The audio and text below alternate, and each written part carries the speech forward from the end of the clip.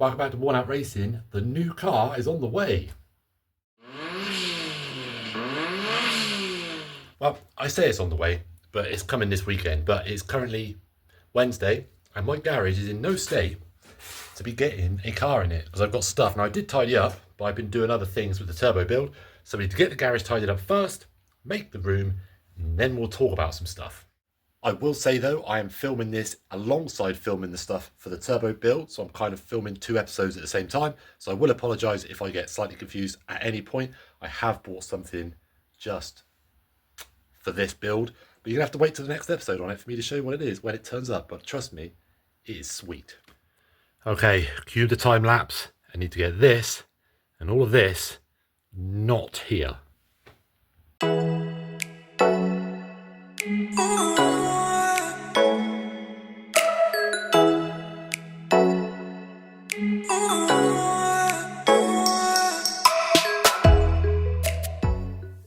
This is all looking much better, nice and flat there. I don't know how crazy I need to go. Obviously, I only ever get Fiats in here normally, but I'm pretty certain they need... Oh, I nearly said what type of car it was then. I'm pretty certain the type of car that I'm buying will fit in this quite easily. But the one thing I know definitely won't fit in it with is this monstrosity here. Now, I still haven't had time to get this sorted to fit it on my VRS, and nor will I get time before Sunday. So I need to figure out where can I put a VRS hatchback that's not in here. Oh, while I'm walking around rambling, phone update. I'm so annoyed with this phone now of how bad the quality of it is. I'm getting on the old phone to the mobile provider and saying, sort me out. I've been with you for a very long time and this phone sucks butt and I want a new one. So I'm really sorry if the quality is still terrible, but I'm sorting out, I promise. Here we go. Ideal it is not, but as always, we will make do. And I've just paid the £80 deposit to the recovery company to go collect the car for me because it's coming from about 2 hours away or so.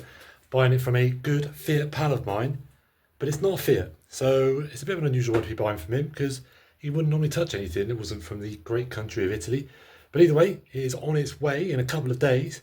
So I'll be reporting back as soon as that bad boy truck pulls up outside my house and I drive the car in. Start thinking about what you think it might be. You're probably going to be wrong. It's Sunday and it's new car day, people.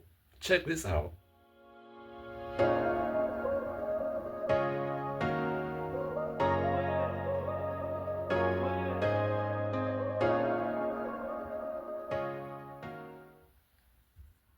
I bought an Ignis Sport. Now, I had grand plans to do this really cool like video walk around type thing. It was going to be really cool, you know, big reveal and stuff. But the car's got a completely dead battery. So I couldn't really just leave it sat out in the middle of the road after the guys dropped it off. So I had to get it in here as quick as possible. And as you could probably tell, this is like new car small, not Fiat Cinquecento small. So even with all my work tidying up, this thing only just about fits in here. I mean, look, this is how much space I've got between the engine and the car. So it's not going to be that easy. But let me tell you about this absolute peach because it is a peach. The deal on this was astounding. And then we'll talk about what I'm actually doing with the car, what was the point of me buying it, etc. Now, for any of you that don't know much about the Ignis Sport, I am by far an expert, but I've wanted one of these for years. And luckily for me, I've got a good mate that is bang into these and knows everything, I would argue, about all these, even though he might tell me he doesn't know everything, he does. So they're a wicked little car. Suzuki obviously wanted to get into rallying at one point, so they took their little Ignis and they basically created a version of it so they could qualify for certain levels of rallying. But the little engine in it is a little gem. So it's a 1.5. I think they've got some sort of version of VVTi on them. It's about 110, 115 horsepower from memory. They rev pretty well. Gearbox is supposed to be really good in it. And even though actually it's quite a tall car, the handling on them is supposed to be great as well. Again, like with anything, there's always room to improve because obviously it is a road car after all. But otherwise, they are generally regarded as being, I suppose, a little bit of an unsung hero of the Japanese car world because prices of them are still pretty reasonable. Most that you find will be in a sort of 100,000 mile range by now, 110,000. This one's obviously very unusual. It's only done 70,000. That is really low for an Ignis. And you could probably expect to pay, I'm going to say, 2,500 for a good one, like a nice one. I'm sure they go for more if it's really, really nice, or it's got a load of rare Suzuki sport parts on it, or like motorsport parts on there. Otherwise, I mean, anything less than 2, £1,500 is probably getting a little bit on the rough side. Anything less than 1,500 generally is going to be like, yeah, it's going to be a project. So either way, absolutely don't write them off as being a wicked little car to own, because they've got a lot going for them if you can find one. First thing to note, I bought this from a friend's mum. So my mate Duncan, his friend, his mum owned it. She bought a Suzuki, I want to say Swift, newer one. This just sat on the driveway doing nothing for the last couple of years. So I've rescued it, cleared the driveway, made Duncan a happy man, and I've now got this sat in my garage. Now, big things to note. One, I paid not very much money for it. Two, it has done 70,000 miles, and you can tell. Three, it is as rust-free as you can get one of these. I always find with these cars, they're either look like they've been on the bottom of the ocean or they're rust-free. There never seems to be a middle ground, and it looks impeccable underneath. There might be a couple little bits that I'll wire brush off at some point, but we'll get into that later. The interior on this car is just insane. Now, anybody who doesn't know, and anybody who does for that matter, these are the Recaro seats you get, these little yellow net Recaro seats. The driver's side of any car with cool bolstered race seats or sport seats in it nearly always goes. This one is like 99% good. It is perfect. The carpets look good. The fact it's been sat for 2 years is just insane. It doesn't even smell mouldy in here. I will give it a clean, but for the sake of doing it, basically. So that looks good as well. So what the hell are you doing with this car, Ben, if fundamentally it doesn't need anything?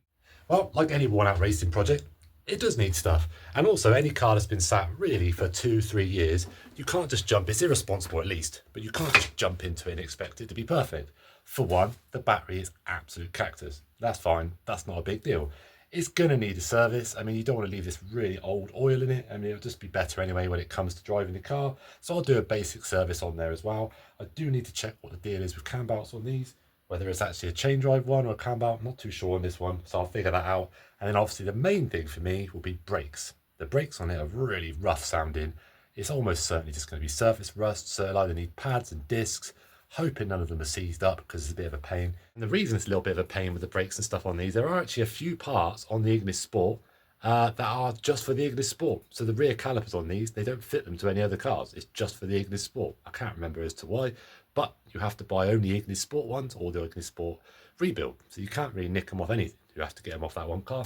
And there's a few things like that as well, I think, on some of the suspension parts. They're Ignis Sport specific. And you won't be able to see this in the pictures yet because I didn't take pictures when it was outside, stupidly. But the wheels on this, and I apologise to anyone who sees them and likes them, are horrible. I don't like them, or at least they don't suit this car at all. They're just the wrong everything. So one of the biggest expenses I think is going to be getting some decent wheels for this, whether I get stock ones, the little Enki ones, or something a little wider just to make it look cool. But that's hopefully going to be the biggest expense. It even came with a new exhaust. The exhaust is ropey on it. There's a brand new one in the back of the car. Like, I'm literally flabbergasted at this particular moment in time as to how I managed to get such a good deal. Now, what you can see is it is dirty. Now, you might not even be able to tell really from the video, but it is grub. So I look forward to tidying up. That is going to be satisfying. As for why I bought it, as for what the whole point of the project is, the truth is, I don't know. There's been a few people that said, well, as soon as I get it and drive it, I'm going to want to keep this car and get rid of the Fiat instead. There's going to be a few people that said I should keep both, obviously, because everybody wants me to have loads of cars. And there's some people that said, actually, for the amount of money I got it for and what needs doing to it, etc., I could just turn this over pretty quick, flip it, make a decent amount of money, and use that for other things, which I don't know yet. We're just going to have to see. I'm just going to tackle it as if I'm keeping it, because I always find you do a better job on cars when you think you're going to keep the car. Stops you cutting corners, stops it being weird. So for the time being, just let's take it that I've bought a Suzuki Ignis Sport. I'm going to fix it, we're going to MOT it, and I'm going to drive it at some point, even if I sell the car. So for now, at least, that's the big reveal. I hope you like it. I mean, these are pretty cool little cars. You don't see them around anywhere near as much as you used to, especially not in this kind of condition. It is bone stock. But for the time being, I'm going to crack on with this. The turbo project's going to have to take a little bit of a back step now, seeing as I've got no freaking room whatsoever. But in the meantime, dream up some ideas about what you would do to an Ignis if you had it, or whether you should think I should keep it instead of the Cinquecento, which I'm sure you won't, given the clientele that I've got on my videos. But until the next time, wish me luck with cleaning up my new purchase. Take it easy.